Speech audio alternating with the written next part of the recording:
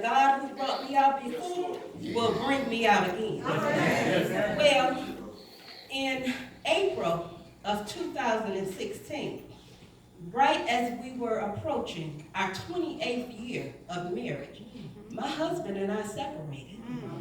And at that time, prior to the separation, I prayed. And I said, Lord, I give my heart to you. I said, because at this point, he doesn't know what to do with it. I said, but what I will not be is a bitter, angry black woman. Because I'm a king's kid. I'm part of the kingdom. And so I'm going to walk this out the way you would have me to walk this out. So in the midst of going through what we went through, anything our children need, we were there. We were on the road going to Virginia, going to see Cherie, back and forth, doing what we needed to do as parents. But as far as the relationship though, we were doing nothing.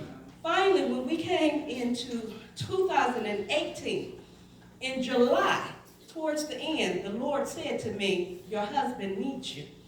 I said, Lord, how could that be? My husband will not really even discuss the relationship with me. But that stayed in my spirit. In September, Cherie came to me, that's my youngest daughter, my only daughter, and she said, Mom, I'm going to a doctor's appointment with my dad on Monday. I said, okay. She said, I'm going to take the day off. I said, okay. What you going for? She didn't know. Talked to her two brothers. They didn't know. I said, that's not acceptable. You all need to know what's going on. But the week prior to that, I had made up my mind. We've sat here long enough. We've done nothing. I researched, what does it take for divorce? How much does it cost for divorce? I said, Lord, I can't stay stagnant like this. So this is my plan. I walked into church that Sunday.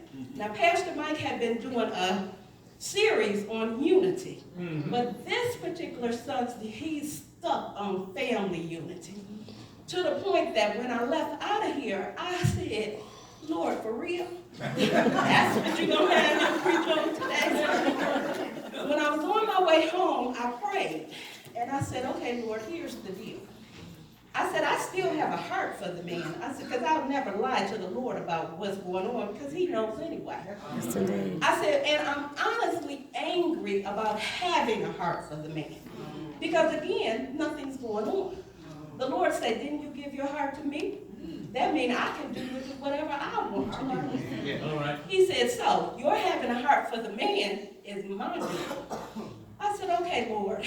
I said, but today I say to you, and this was on September 23rd, I either need you to release me or return him. There's no in between. That's what I need from you.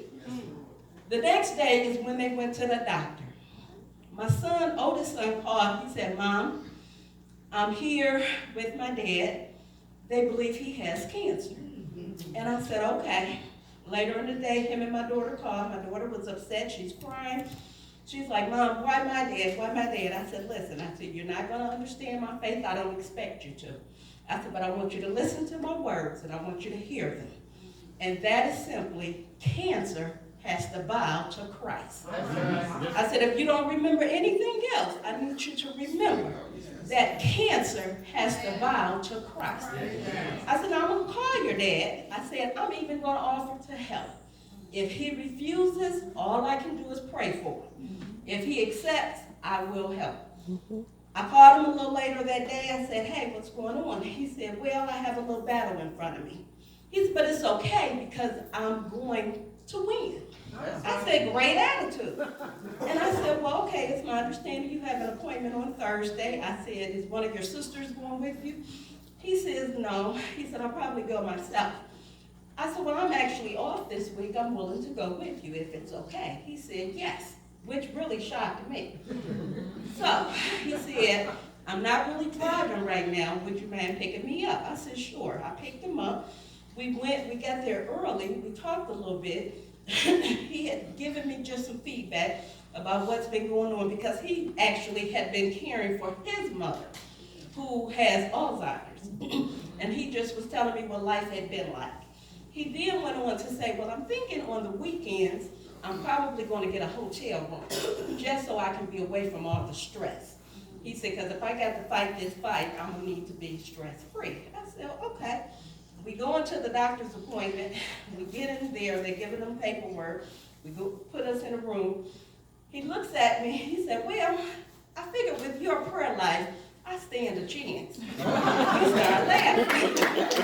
Then he said, I'm going to have to get over there and see Pastor Mike. He said, I might even let him put some of that oil on my But that's what we are cracking up. I know people outside the doors thinking, okay, do they know where they are? Because all over the building, all you see is cancer center, cancer center, cancer center.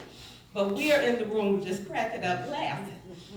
The doctor comes in, he explains that he had lymphoma, Hodgkin's lymphoma. He said, but I expect him to be totally cured after 6 months of chemotherapy. All right. I said, okay, that's my expectation as well. And so we left out of there. He had to go through a series of tests, but when we left out of there that day, he said to me, can I ask you a question? I said, sure. He said, would it be okay if I spend weekends with you and Cherie? I said, I heard you talking about going to a hotel as if we're going to let you be going through chemotherapy, not knowing what's happening with you, and go to a hotel by yourself. I said, sure, that's fine. That was on the 27th. On the 29th, he came.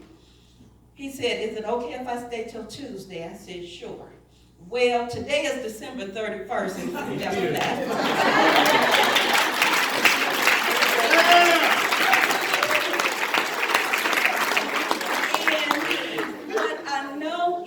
When everything started, I said, Satan, you gonna mess with me and mess with my marriage? I said, okay, so that means I need to start praying for marriages. And that's what I did.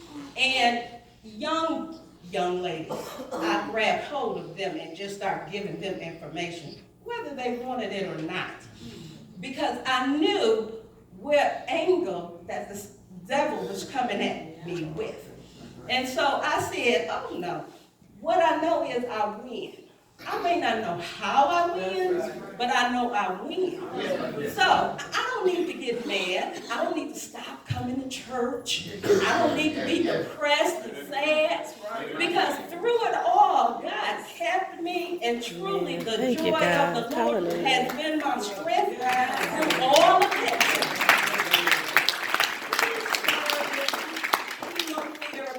On October the 19th. Within our home, there has been so much joy. It's almost as if we forgot about the cancer. Amen. Because we've been laughing so much, and there's been so much joy. My children are elated. The very first day, Cherie came up, Cherie said, my dad looks better already. Thank you, Jesus. It's only been a day. My sons, when Remy finally got back, because for those who don't know, Remy has moved to Illinois. But when he got home, he was like, Mom, it's all good. And on October 19th, he began chemotherapy. He does chemotherapy every other Friday. We went for what is called a PET scan. PET scan is when they scan your body to see where the cancer is. They showed us images, and we saw all this black going through. Everywhere you see black, that's cancer. Okay, that's fine. Now, one thing about it, when we went for the first chemotherapy, he might not have got to Pastor Mike, but he has a praying wife. Before he got up that I pulled out my oil, and I put it on his head. I prayed for him, and I said, Lord, we just know it's done. Yeah. On December the 8th, the doctor said, I need another PET scan. Went, did the PET scan. We had an appointment for December 21st. December 11th, the doctor called and he said, look, I know we have an appointment December 21st, but I can't wait for that. He said, there is no cancer.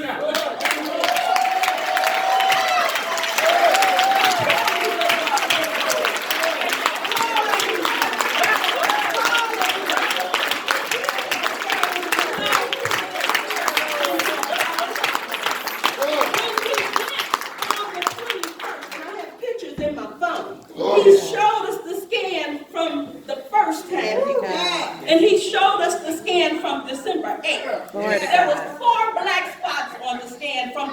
okay. He said it's okay because that's his brain. It's okay because that's his heart. It's okay because that's a kidney. And it's okay because that's the spleen. The black spots you see are supposed to be there.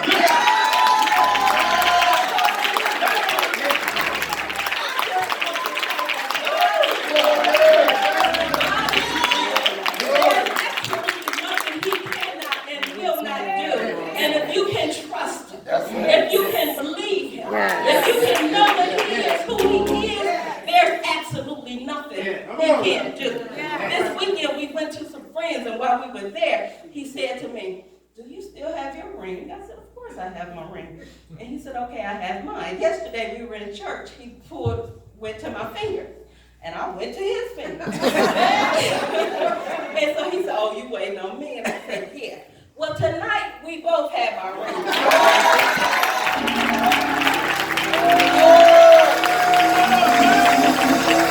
Come on, somebody. Come on, somebody. He's a God that heals. He's a God that reconciles. He's a God that mends the breach. Hallelujah. That's the name of Jesus. Come on, it wasn't about cancer. It was about them. That's the name of Jesus. Hallelujah. Praise the name of Jesus. Hallelujah. Thank you, Jesus. Amen. Amen. Amen. That's what I said. I said God wasn't healing cancer. God was healing a family. He always goes exceedingly abundantly above all for that. Amen. Amen. I don't know if your husband want to say anything or not. Okay. Amen. Amen. But God will work it out. God will fix it. Amen. Amen. Amen. Amen. Amen. Amen. Amen. What I want you to do is just for a moment, Travella, if you don't mind, I want you to just take a couple of minutes. And I want, how many married couples do we have here tonight? Amen. If you're here with your wife, I just want you to stand up. If you're here with your husband or with your wife, and I just want you to stand up. Amen. If you're in the choir, I want you to come and be with your husband and your wife. Just for a moment, I just want you to lift us up in prayer, just for marriages, because, amen. How many married people we have here whose husband is not with them? I want you to stand up. Just stand up. How many people we have here and your wife is not with you? Amen. I just want you to stand up. Just stand up. Just stand up just for a moment. Amen. God is no respecter of persons. What he's done for them, he'll do for all of us. You may be facing some obstacles in your relationship. You may be tired of the struggle, of the discouragement, of the going through. But God is doing something in you in that moment. And you have to let him do it. And so if you would lead us to the throne of grace on behalf of these married couples, all of us who are here tonight, because we know you're a praying woman. Amen. And because you made it, God can use you to help us. Hallelujah.